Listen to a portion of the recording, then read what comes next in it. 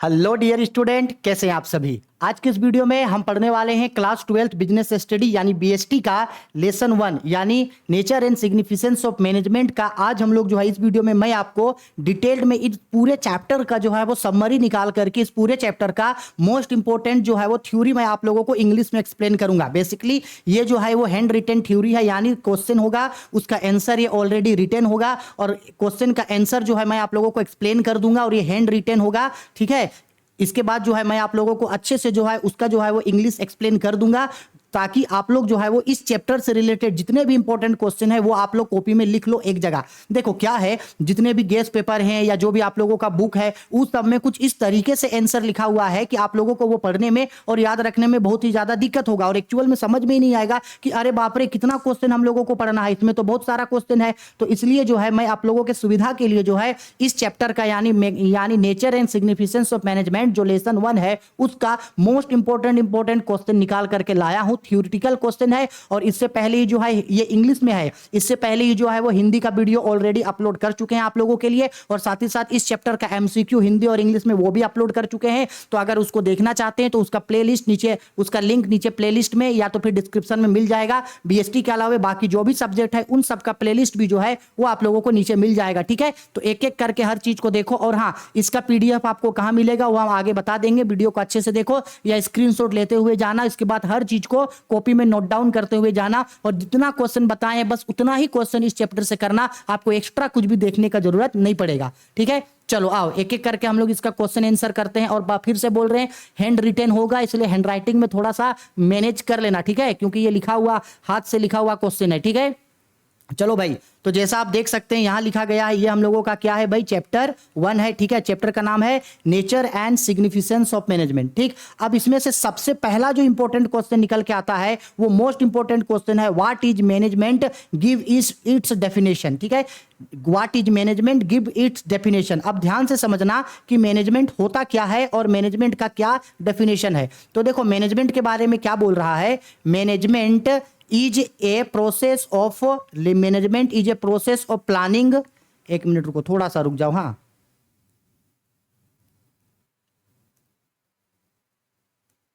देखो क्या बोल रहा है, management is a process of planning, organising, directing and controlling the enterprise resources for the purpose of achieving the objectives of organisation. इसका मतलब है कि मैनेजमेंट जो है वो एक ऐसा प्रोसेस है जिसके रिगार्डिंग कोई ऑब्जेक्ट कि कोई ऑर्गेनाइजेशन है, ऑर्गेनाइजेशन मतलब कोई एंटरप्राइजेज है, हमारा कोई बिजनेस है, उस बिजनेस का जो भी ऑब्जेक्टिव होता है उस ऑब्जेक्टिव को पूरा करने के लिए प्लानिंग करना, ऑर्गेनाइजिंग करना, स्टाफिंग करना, डायरेक्टिंग करना, कंट्रोलिंग करना, इसी प्रोसेस को जो है वो मैनेजमेंट कहा जाता है। मैनेजमेंट कुछ नहीं है, मैनेजमेंट एक ऐसा प्रोसेस है जिसके रिगार्डिंग ऑब्जेक्टिव को पूरा करने के लिए प्लानिंग, ऑर्गेनाइजिंग, स्टाफिंग, डायरेक्टिंग और कंट्रोलिंग वाला काम किया जाता है, ताकि हम लोग सही समय पे मैनेजमेंट कर सके, सही समय पे मैनेजमेंट करके हम लोगों का जो भी ऑब्जेक्टिव्स है उन ऑब्जेक्टिव्स को हम लोग जल्दी से जल्दी जो है वो अचीव कर सके। ठीक है, आया समझ में।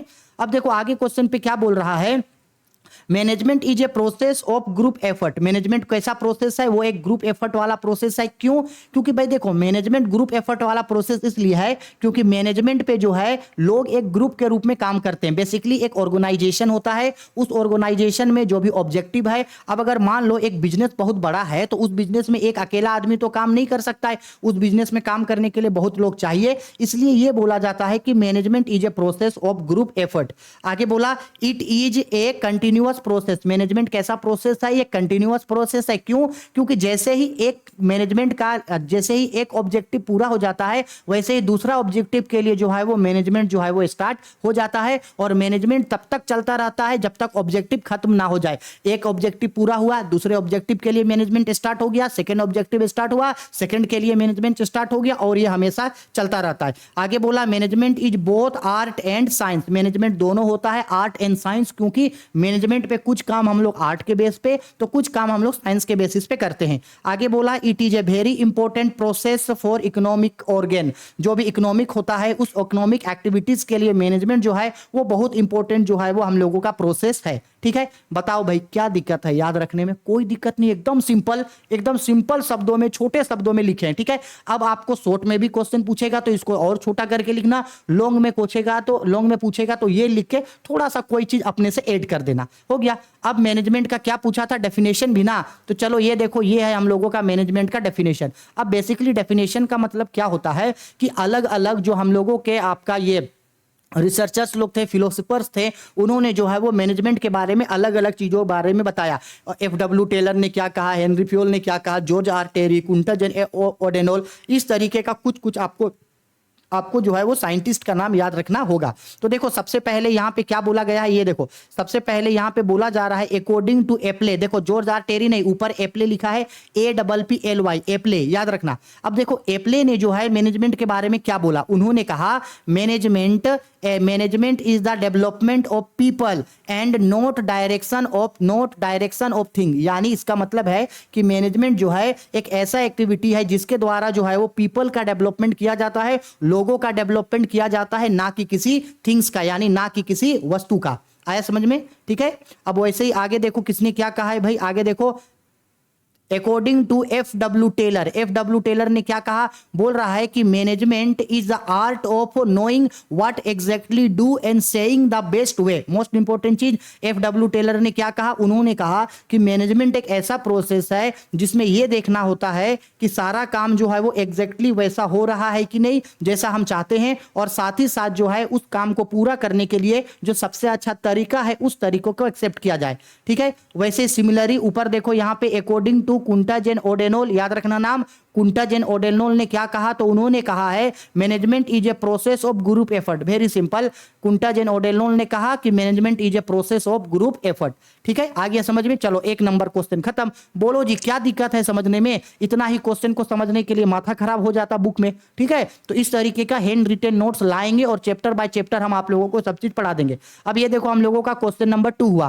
क्वेश्चन नंबर 2 पे बोल रहा है state any 5 characteristics of management का 5 कैरेक्टरिस्टिक्स पूछा। बेसिकली मैनेजमेंट का 5 फीचर्स पूछा है कि मैनेजमेंट का कौन कौन सा 5 फीचर्स होता है। ठीक है, तो देखो यहां पे सबसे पहले लिखा गया है there are 5 features of management. नीचे मैनेजमेंट का 5 फीचर्स लिखा है। याद रखना, जब कभी भी feature, importance, merit, demerits, nature, जब ये सब क्वेश्चन में पूछेगा तो इसको हमेशा पॉइंट लिखना, पॉइंट लिख के एरो दे के अंडरलाइन करना और उसको डील करना। जैसे देखो यहां किया गया है, सबसे पहला देखो, सबसे पहला पॉइंट लिख के सबसे पहला फीचर क्या है, 2 और मोर पर्सन। मैनेजमेंट का सबसे पहला फीचर होता है कि यहां कम से कम 2 या 2 से अधिक लोग होने चाहिए, क्योंकि एक अकेला आदमी मैनेजमेंट का काम को सही से नहीं चला सकता है, इसलिए मैनेजमेंट में कम से कम 2 या 2 से अधिक आदमी चाहिए। अब देखो इसी चीज को ही नीचे डील किया, बोला गया है first feature of management is two 2 और more than 2 persons are required for management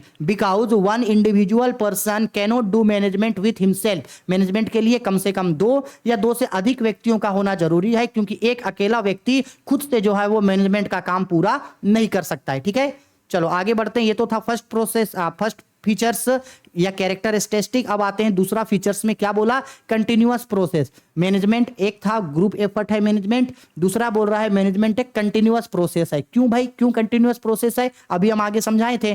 second features of management is that it is A continuous process. ये कंटिन्यूअस प्रोसेस है। The process of management is never ending process. Management जो है वो एक continuous process है, और management एक ऐसा प्रोसेस होता है जो कभी भी इसका एंड नहीं होता है। एक ऑब्जेक्टिव पूरा हुआ, दूसरे ऑब्जेक्टिव के लिए मैनेजमेंट स्टार्ट, दूसरा ऑब्जेक्टिव पूरा हुआ, तीसरे के लिए मैनेजमेंट स्टार्ट, और मैनेजमेंट हमेशा कंटिन्यूअस जो है वो चलता रहता है। पहला ग्रुप एफर्ट है और दूसरा कंटिन्यूअस प्रोसेस, पहला इन ग्रुप। ठीक है, अब तीसरा है देखो ग्रुप एफर्ट्स। अभी समझाएं, ग्रुप एफर्ट्स का मतलब है कि मैनेजमेंट पे हर काम जो है लोग एक ग्रुप के रूप में जो है वो काम करते हैं, साथ साथ मिलकर काम करते हैं। Third features of management is group effort. Management is A group effort process because it create effective cooperation among the people working together in A group. The success of management depends on group effort. Management एक group effort इसलिए है क्योंकि management पे जो है लोग एक group के रूप में काम करते हैं,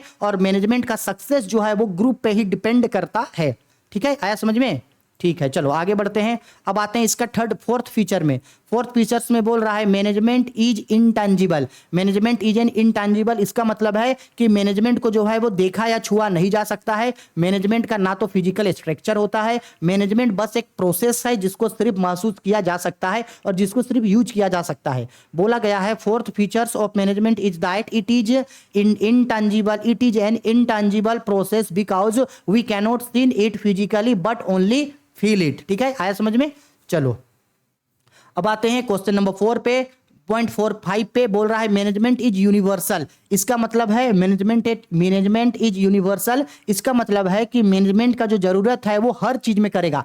आप अगर घर का कोई काम कर रहे हैं तो भी मैनेजमेंट चाहिए, आप ऑफिस का काम कर रहे हैं तो भी मैनेजमेंट करना होगा, आप खेल रहे हैं, कूद रहे हैं, हंस रहे हैं, दौड़ रहे हैं, कुछ भी कर रहे हैं, हर काम को करने के लिए मैनेजमेंट चाहिए। किसी भी तरीके का ऑर्गेनाइजेशन है, चाहे छोटा है या बड़ा, कोई भी कंपनी है चाहे छोटा या बड़ा, हर कंपनी के लिए, हर एक एक्टिविटी के लिए मैनेजमेंट चाहिए। इसलिए बोला गया है कि मैनेजमेंट इज ए यूनिवर्सल। अब देखो क्या बोला, fifth feature of management is that it is a universal process and it is an initial elements of every organisation, it helps to achieve objective. ठीक है, समझ में आया? बताओ, 2 क्वेश्चन कंप्लीट हो गया ना, कितना इजी से। यही चीज बुक में पढ़ते तो पगला जाते बुक में। ठीक है, चलो 2 क्वेश्चन हो गया। अब आते हैं थोड़ा सा हम लोग थर्ड क्वेश्चन में। क्वेश्चन बोल रहा है मैनेजमेंट इज एन आर्ट और साइंस और बोथ, एक्सप्लेन दिस स्टेटमेंट। ये भी मोस्ट इंपॉर्टेंट क्वेश्चन है इस चैप्टर का।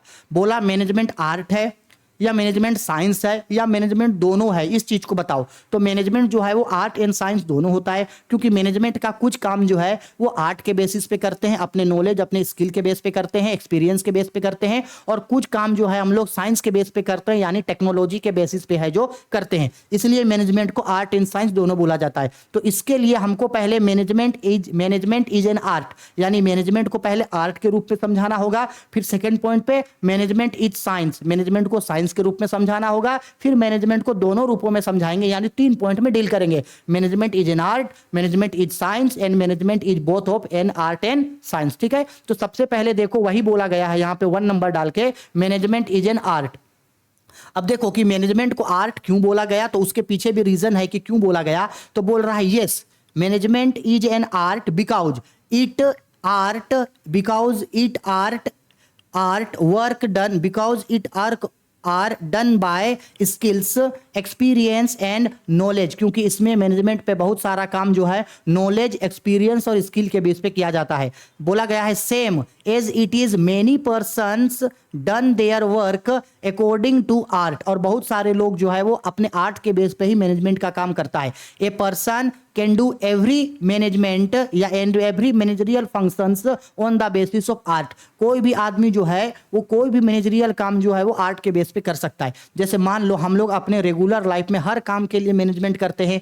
आपको खाना खाना है तो मैनेजमेंट करो, नहाना है तो मैनेजमेंट करो, हर चीज के लिए मैनेजमेंट होता है। तो क्या इसके लिए क्या हम लोग कहीं से मैनेजमेंट का पढ़ाई करके आते हैं? नहीं भाई। ठीक है, इसलिए बोला मैनेजमेंट जो है वो आर्ट के बेस पे हो सकता है। अब आगे बात हो रहा है management is a science, management को एक साइंस क्यों बोला गया? तो बोला yes, management is a science process because, management एक साइंटिफिक प्रोसेस है, बिकॉज बोला गया है there are many works of management are done by science basis, क्योंकि मैनेजमेंट का बहुत सारा काम साइंस के बेसिस पे होता है। साइंस में be defined as a systematic body of knowledge for a particular field which are based on principles, observations and experiments. Basically जो साइंस है, मैनेजमेंट को साइंस इसलिए बोला क्योंकि हम लोग बहुत सारा मैनेजमेंट का काम जो है वो साइंस के बेसिस पे करते हैं, यानी उसके लिए बहुत सारा नॉलेज कलेक्ट करते हैं, उसके प्रिंसिपल्स को समझते हैं, उसके ऑब्जर्वेशन को समझते हैं और उस पर एक्सपेरिमेंट भी हम लोग करते जाते हैं। अब यहाँ पे नीचे में एक सेंटेंस के थ्रू ये समझाया जा रहा है यहाँ पे कि हाँ भाई मैनेजमेंट आर्ट एंड साइंस दोनों है। तो थर्ड पॉइंट पे वही एक्सप्लेन हो रहा है यहाँ पे कि management is both of an art and science. देखो ऐसा इसलिए बोला गया, basically management is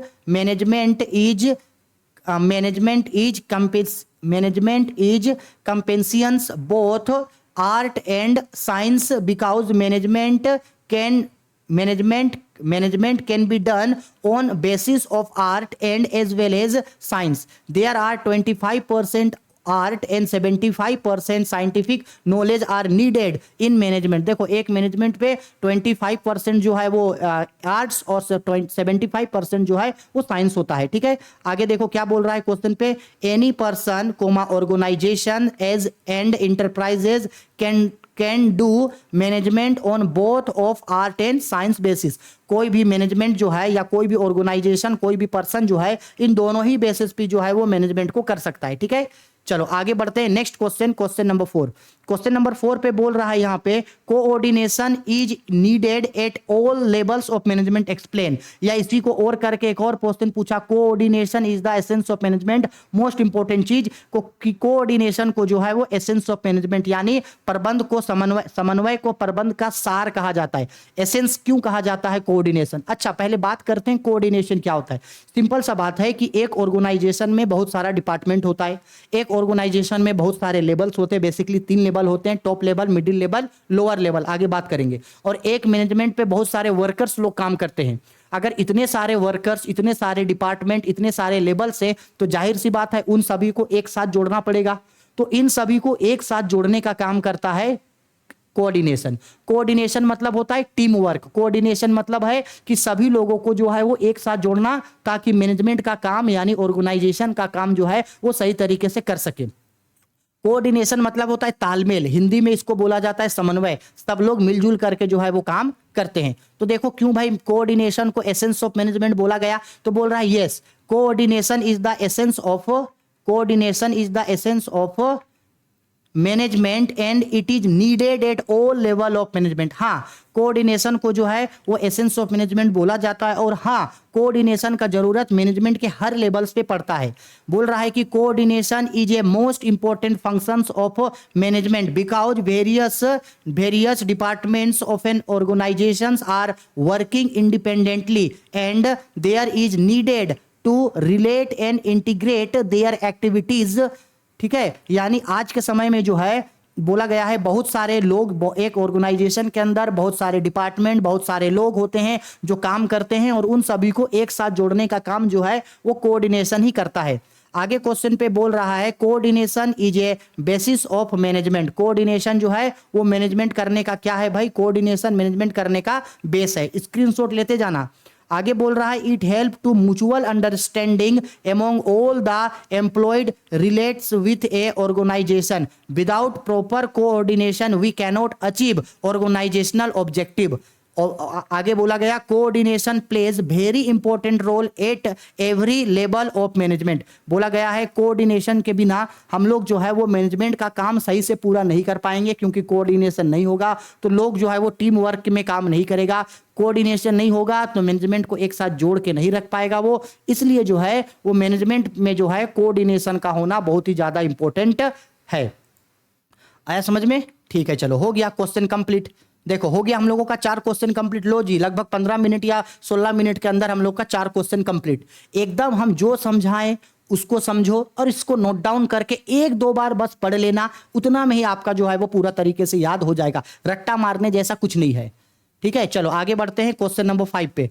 question number 5 पे बोल रहे हैं एक्सप्लेन लेवल्स ऑफ मैनेजमेंट। हम सबको पता है कि there are 3 levels of management. एक मैनेजमेंट पे कितना लेवल्स होता है? 3 लेवल। ठीक है, नहीं पता था तो इसको याद रखना, ये है हम लोगों का लेवल्स ऑफ मैनेजमेंट। ठीक, इसको थोड़ा समझाने का कोशिश करते हैं, थोड़ा ड्रॉइंग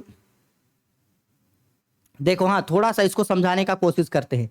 सबसे पहला जो होता है वो होता है सबसे ऊपर में 3 लेवल होता है, टॉप, मिडिल, लोअर। तो ये जो सबसे ऊपर में जो लेवल होता है ये हम लोगों का होता है टॉप लेवल मैनेजमेंट। ये देखो सबसे ऊपर में कौन होता है? Top level management. दिख रहा है यहां से यहां, ये है हम लोगों का टॉप लेवल मैनेजमेंट। ठीक, इसके बाद ये जो बीच में होता है ये होता है हम लोगों का मिडिल लेवल मैनेजमेंट। ये गलती से ये देखो यहां है, ये देखो मिडिल लेवल मैनेजमेंट। ऊपर क्या होता है? Top level management. नीचे क्या होता है? Middle level management. और सबसे नीचे होता है ये रहा हमारा लोअर लेवल मैनेजमेंट। ठीक है, 3 लेवल होता है, टॉप लेवल, मिडिल लेवल और लोअर लेवल मैनेजमेंट। ठीक, और इन्हीं 3 लेवल्स को बोलते हैं, देखो यहां पे इन्हीं 3 लेवल्स को बोलते हैं लेवल्स ऑफ मैनेजमेंट। इसके बाद इन 3 लेवल्स के नीचे एक और लेवल होता है, लेकिन वो जो है वो नॉन मैनेजरिकल लेवल है, वो मैनेजमेंट लेवल नहीं है, जिसको हम लोग बोलते हैं प्लेटफॉर्म लेवल। क्या बोलते हैं है भाई प्लेटफॉर्म लेवल, जो क्या है एक, ये है हम लोगों का एक है नॉन मैनेजमेंट या नॉन मैनेजरियल लेवल। याद रखना मैनेजमेंट का कितना लेवल्स होता है, 3 लेवल्स। कौन कौन?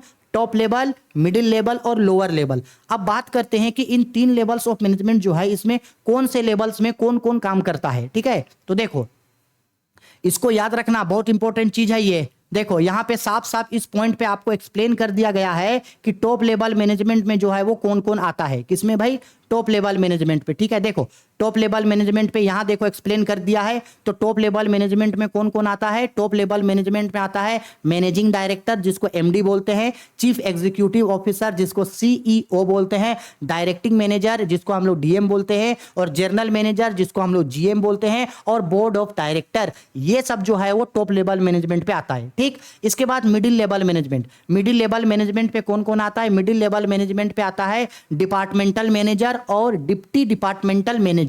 ये सब जो होता है वो मिडिल लेवल पे आता है। और लोअर लेवल, मोस्ट इंपॉर्टेंट चीज, लोअर लेवल यानी सबसे नीचे, लोअर लेवल पे सुपरवाइजर आता है, फोरमैन आता है और क्लर्क। कभी कभी क्वेश्चन में आपको ये चीज पूछेगा कि बताओ कि मिडिल लोअर मैनेजमेंट पे या जो मैनेजमेंट का लोअर लेवल है उसमें कौन आता है। तो याद रखना भाई सुपरवाइजर, ये बहुत इंपॉर्टेंट क्वेश्चन है, पूछेगा। ठीक है, सुपरवाइजर लोअर लेवल मैनेजमेंट पे आता है। इसके बाद फिर यहाँ पे बोल रहा है प्लेटफॉर्म लेवल। तो बेसिकली प्लेटफॉर्म लेवल में स्टाफ हो गया, वर्कर्स हो गया, लेबर्स हो गया, ये लोग आता है। ठीक, चलो क्वेश्चन नंबर 6, ये भी बहुत इंपॉर्टेंट क्वेश्चन है। क्वेश्चन नंबर 6 पे बोल रहा है discuss the functions of management. तो याद रखना बेसिकली मैनेजमेंट का जो है अलग अलग प्रबंध शास्त्रियों ने जो है वो मैनेजमेंट के बारे में अलग अलग फंक्शंस बताया। लेकिन बेसिकली मैनेजमेंट का जो है वो 5 फंक्शंस होता है। मैनेजमेंट का बेसिकली कितने फंक्शंस होते हैं जी? 5 फंक्शंस।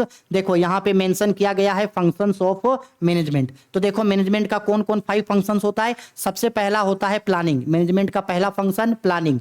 दूसरा फंक्शन होता है ऑर्गेनाइजिंग। तीसरा फंक्शन होता है स्टाफिंग। चौथा फंक्शन होता है डायरेक्टिंग और पांचवा फंक्शन होता है controlling. Planning, organising, staffing, directing, controlling, यानी POSDS। याद रखना शॉर्ट फॉर्म POSDS। और ये जो हम लोगों का डायरेक्टिंग होता है उस डायरेक्टिंग के अंदर में 4 फंक्शंस होता है। डायरेक्टिंग के अंदर में 4 फंक्शंस होता है। कौन कौन? लीडरशिप आता है, मोटिवेशन आता है, सुपरविजन आता है और कम्युनिकेशन आता है।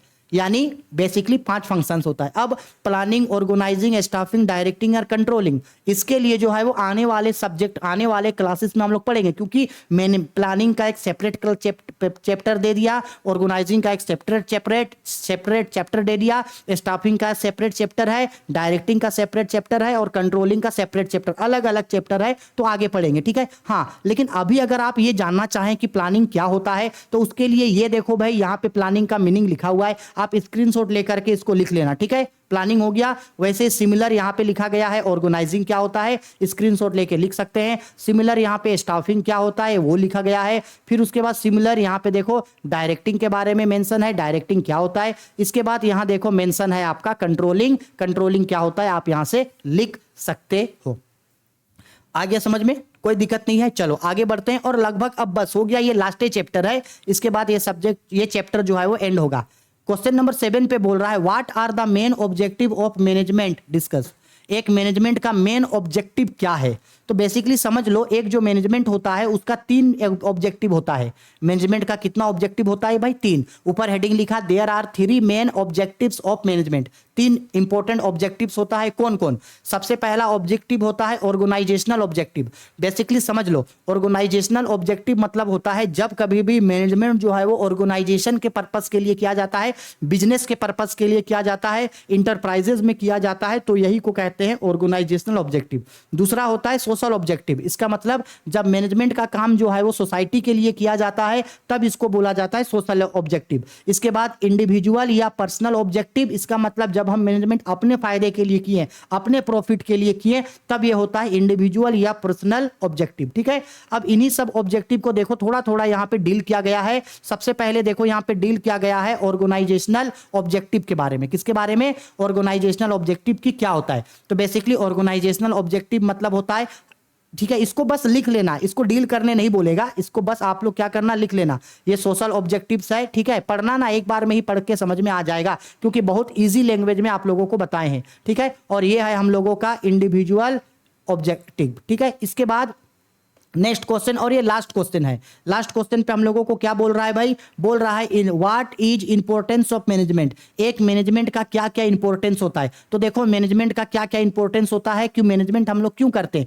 तो देखो यहाँ पे डील किया गया है इंपॉर्टेंस ऑफ मैनेजमेंट। तो मैनेजमेंट का सबसे पहला इंपॉर्टेंस है हेल्प इन अचीविंग ऑब्जेक्टिव्स। हमारा जो भी ऑब्जेक्टिव्स है, जो भी उद्देश्य है, उस उद्देश्य को पूरा करने में मैनेजमेंट मदद करता है। दूसरा, maximum production at A minimum cost. अगर मैनेजमेंट अच्छा होगा तो कम से कम पैसा लगा करके कम से कम कॉस्ट में अधिक से अधिक प्रोडक्शन कर सकते हैं। तीसरा, हेल्प्स इन इंक्रीजिंग कंपटीशन। आज के समय में जब कंपटीशन इतना ज्यादा बढ़ रहा है तो उस कंपटीशन में हमको बनाए रखने का काम मैनेजमेंट करता है। मैनेजमेंट अच्छा होगा तो कंपटीशन में फाइट कर पाएंगे, कंपटीशन में बने रहेंगे। मैनेजमेंट नहीं होगा तो कोई और कंपनी, कोई और बिजनेस हमसे आगे टेकल करके हमको निकल जाएगा। Helps in determination of objective. Objective को तय करने में मदद करता है। ऑप्टिमम यूटिलाइजेशन ऑफ रिसोर्सेस, यानी कि संसाधनों का अधिक से अधिक उपयोग करने में जो है ये हम लोगों को मदद करता है। ठीक है, तो ये रहा भाई, बस हो गया। लो, मैनेजमेंट का पूरा क्वेश्चन जो है इस चैप्टर का जितना भी बीबीआई क्वेश्चन था हम आप लोगों को 20 से 25 मिनट के अंदर बता दिए। ठीक है, बस आपको अच्छे से सब चीज को नोट डाउन कर लेना है, लिख लेना है, पढ़ना है। अगर फिर भी कुछ समझ में ना आए तो इस वीडियो को एक बार और देख लेना। ठीक है, क्योंकि बहुत इजी लैंग्वेज में हर चीज को हम लिख देते हैं ताकि आप लोग जब पढ़ो तो उसके लिए आपका हेल्प हो जाए। ठीक है, अब बात करते हैं कि ये चीज आपको मिलेगा कहाँ। तो बता देते हैं, ये चीज जो है, ये पीडीएफ अगर आपको चाहिए तो ये आपको राहुल कॉमर्स एकेडमी, कहाँ भाई, Rahul commerce academy Telegram channel पे चले जाना। राहुल कॉमर्स एकेडमी का जो टेलीग्राम चैनल है वहां पे आपको जो है ये पीडीएफ आपको मिल जाएगा। वहां से जाकर के इसको जो है वो डाउनलोड करके पढ़ लेना। ठीक है, और ऐसे ही 1-1 करके जो है वो सारे सब्जेक्ट का, सारे चैप्टर्स का, स्पेशली बीएसटी, इकोनॉमिक्स और ईटीपीसी में आप लोगों को बहुत ज्यादा दिक्कत हो रहा है। तो इन सारे सब्जेक्ट में चैप्टर बाय चैप्टर इसी तरीके से इंपॉर्टेंट क्वेश्चंस लेके आएंगे, और जो एमसीक्यूज है वो हिंदी इंग्लिश दोनों को साथ में पढ़ाएंगे है। और इसके बाद बीएसटी का बाकी चैप्टर्स भी जो है वो इसी तरह से पढ़ाएंगे। वीडियो पसंद आई है तो लाइक करो, शेयर करो, कमेंट करो, क्योंकि आपको एक लाइक हमको बहुत ज़्यादा मोटिवेट करता है। पसंद आया तो लाइक करो ताकि हमको पता चल सके कि हम जो सर्विस आपको दी है या जो हम आपके लिए इतना मेहनत किए वो मेरे लिए काम आया। ठीक है, चलो बाय, टेक केयर।